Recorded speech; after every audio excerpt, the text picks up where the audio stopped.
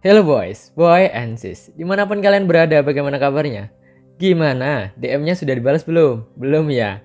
Haha, positive thinking aja. Mungkin masih sibuk kali. Sibuk sama yang lain. Ingat, kamu bukan siapa-siapa. Kembali lagi dengan saya, BR. Kali ini BR akan membahas alur cerita film yang sedikit membingungkan dengan judul The Little Things. Mari kita bahas alur ceritanya.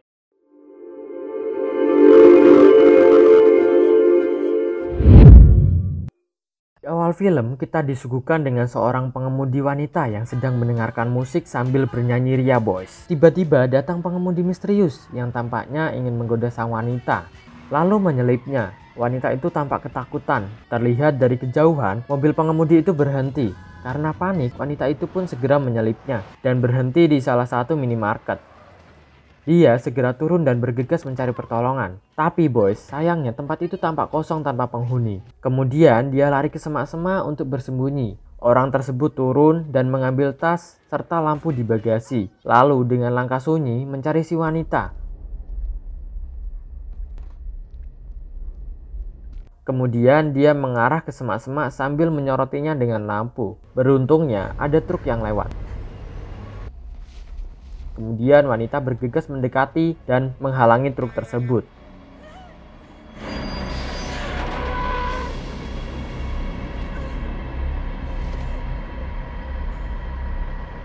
Kemudian kita diperkenalkan seorang polisi yang bernama Joy Deacon atau biasa dipanggil Deck. Sesampainya di kantor, dia dipanggil oleh atasannya. Hey, Dick. Dirinya disuruh pergi ke LA, mengambil barang bukti sepatu boot untuk kasus perampokan sebuah minimarket. Keesokan harinya, dia keluar dari rumah dan pergi ke LA.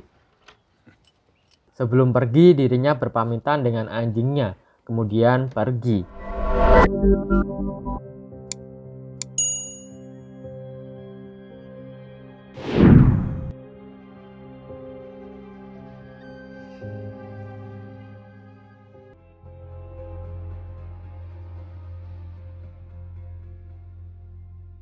Tibalah dia di kantor. Dia langsung menuju ke ruang forensik.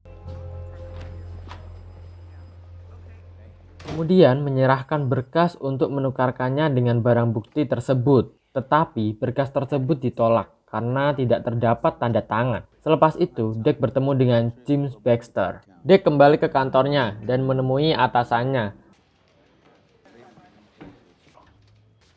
Terlihat Jim tertarik dengan Deck karena Deck merupakan mantan detektif yang namanya selalu disebut di kantornya.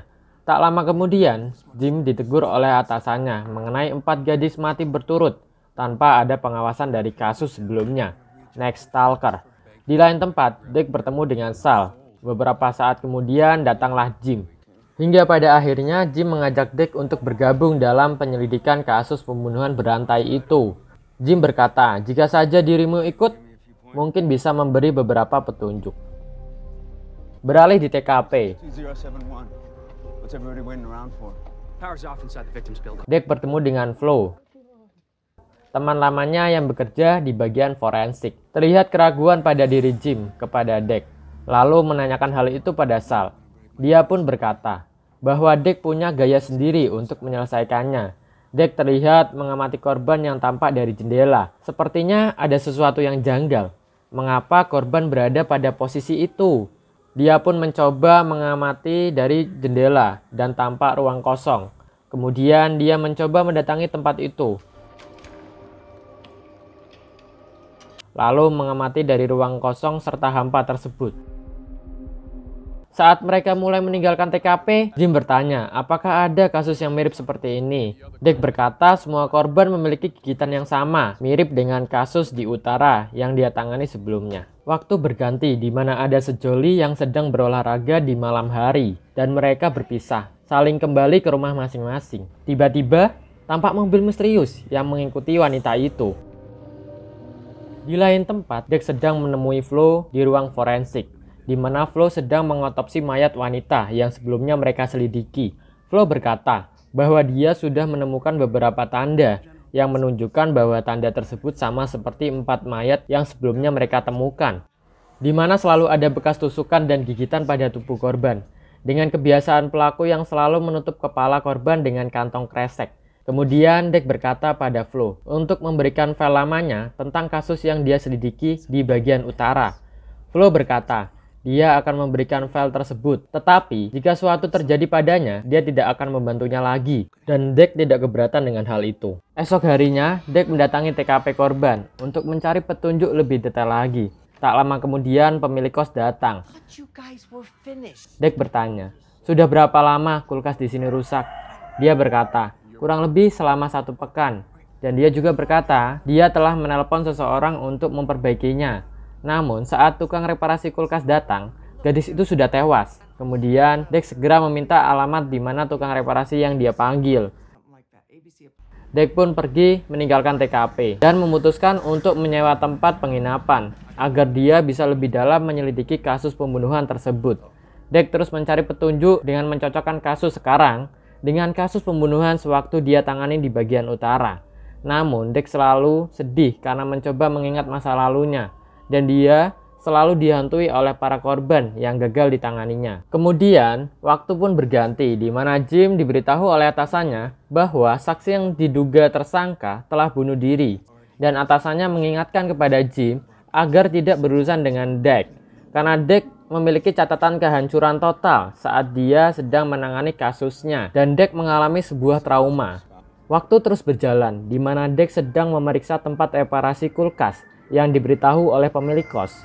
Dek meminta daftar pesanan servis dalam 2 minggu terakhir dan daftar karyawan semua di sana. Akhirnya Dek menemukan sebuah kejanggalan di mana ada pesanan servis yang telah dicoret.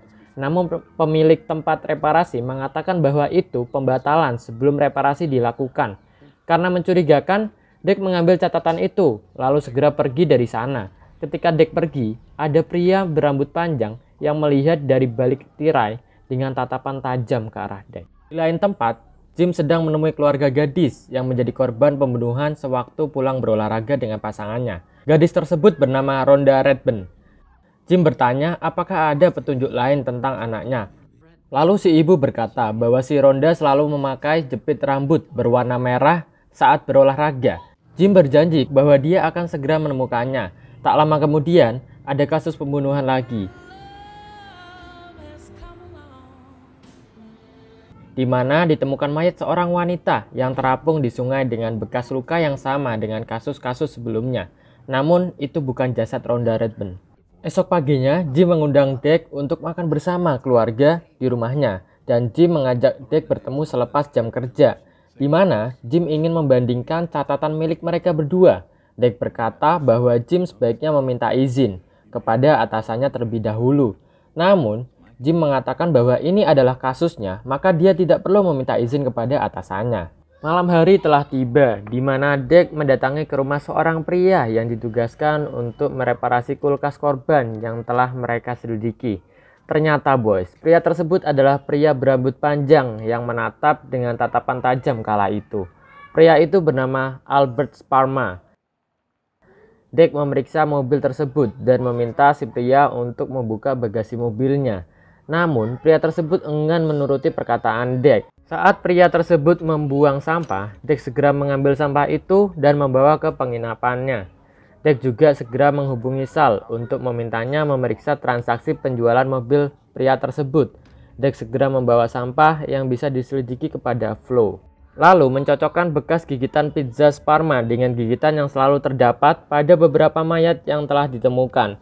Namun, bukti yang coba dikumpulkan Dek belum cukup untuk menunjukkan bahwa Sparma sebagai tersangka dalam pembunuhan berantai tersebut, karena Flo berkata jika gigitan Sparma dianggap tidak meyakinkan apabila cara memakannya dengan posisi pizza ditekuk boys. Waktu telah berganti, Dek memutuskan untuk memata-matai Sparma hingga dia sampai di sebuah tempat di mana Sparma berhenti dan terlihat mencurigakan. Namun Sparma menyadari bahwa dia sedang dimata-matai. Dia tidak ambil pusing mengenai hal itu. Kemudian Dek menelpon Jim untuk menanyakan tentang lokasi di mana mayat kedua ditemukan. Ternyata lokasi tersebut tepat di mana Dek sekarang berada saat memata-matai Sparma. Di lain tempat, Sal yang sedang disuruh oleh Dek sedang memeriksa mobil yang dijual oleh Sparma. tidak menunjukkan adanya bukti apapun di mana mobil tersebut bersih dan tidak bisa dijadikan barang bukti. Singkat cerita, Dek dan Jim yakin bahwa Sparma terlibat dalam kasus pembunuhan berantai yang mereka tangani saat ini. Karena Sparma cocok dengan profil dugaan pembunuh yang sedang mereka cari. Mereka pun membawa Sparma ke kantor untuk menginterogasi dengan maksud memprovokasinya, boys, sehingga mau mengakuinya.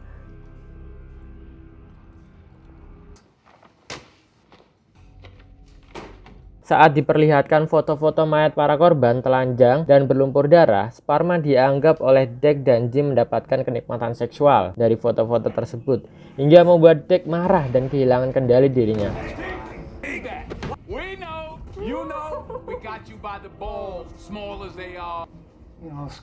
Kemudian Jim dipanggil oleh atasannya, di mana ia telah diberitahu kalau Sparma telah berbohong terkait dengan kasus yang Sparma akui.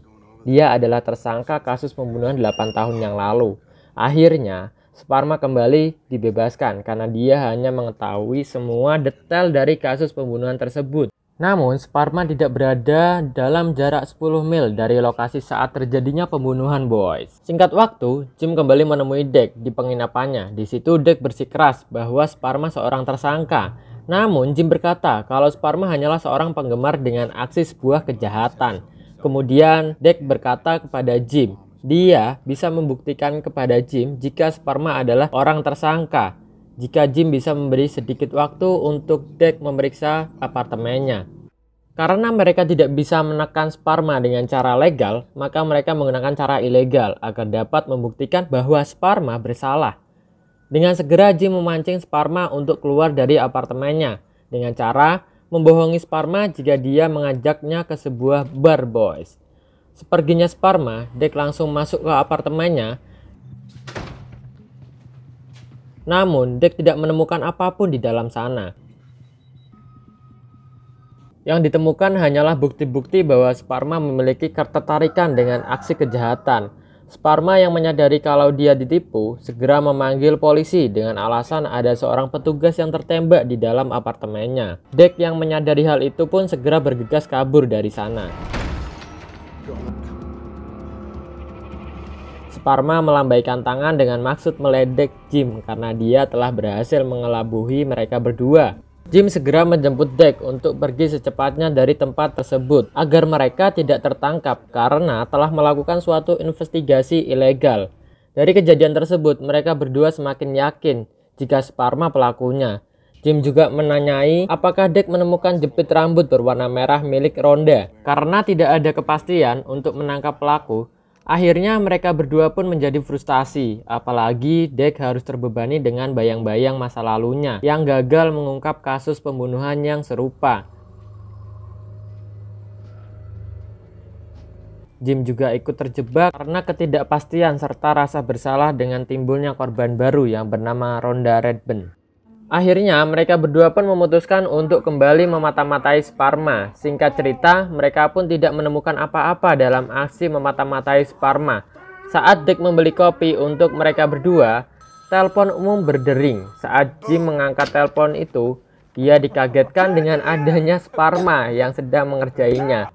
Kemudian Jim menunjukkan foto Ronda Redburn dan menanyakan kepada Sparma. Kemudian Sparma mengajak Jim ke suatu tempat terpencil di gurun California. Dek yang melihat Jim pergi dengan Sparma langsung bergegas mengikutinya.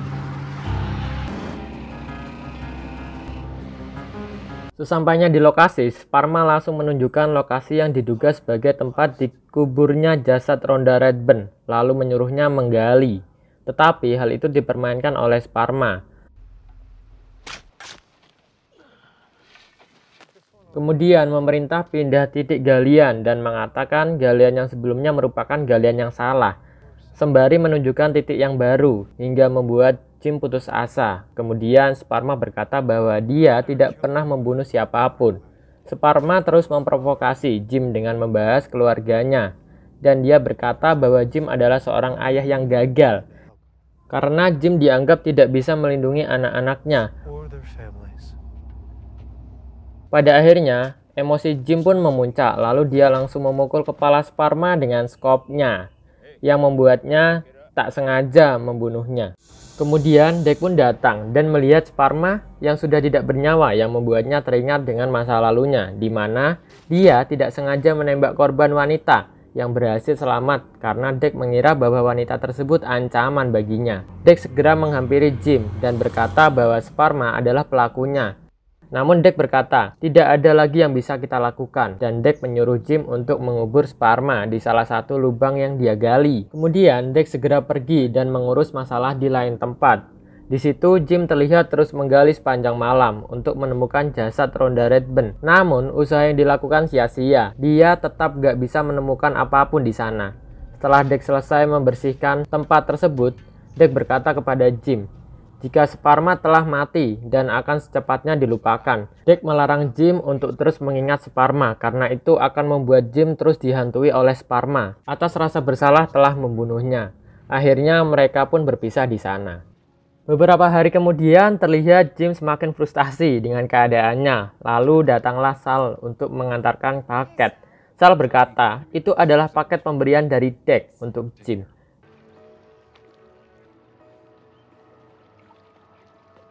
Saat Jim membuka paket tersebut, ternyata Deck memberi paket yang berisi jepit rambut warna merah yang dia jadikan sebagai petunjuk selama ini dalam pencariannya. Akhirnya Jim merasa tenang karena ia mengira tuduhannya terhadap Sparma selama ini benar. Di sisi lain, Deck sedang memusnahkan semua barang Sparma dan membakarnya. Namun ada kejadian menarik, boys. Saat dia memegang sisa jepit rambut, faktanya jepit merah itu dibelinya, bukan bukti kebenaran atas jepit rambut yang benar-benar digunakan oleh Rhonda Redburn. Flashback ke masa lalunya, di mana dijelaskan Flo melindungi Deck dengan memalsukan kematian wanita yang tidak sengaja tertembak olehnya.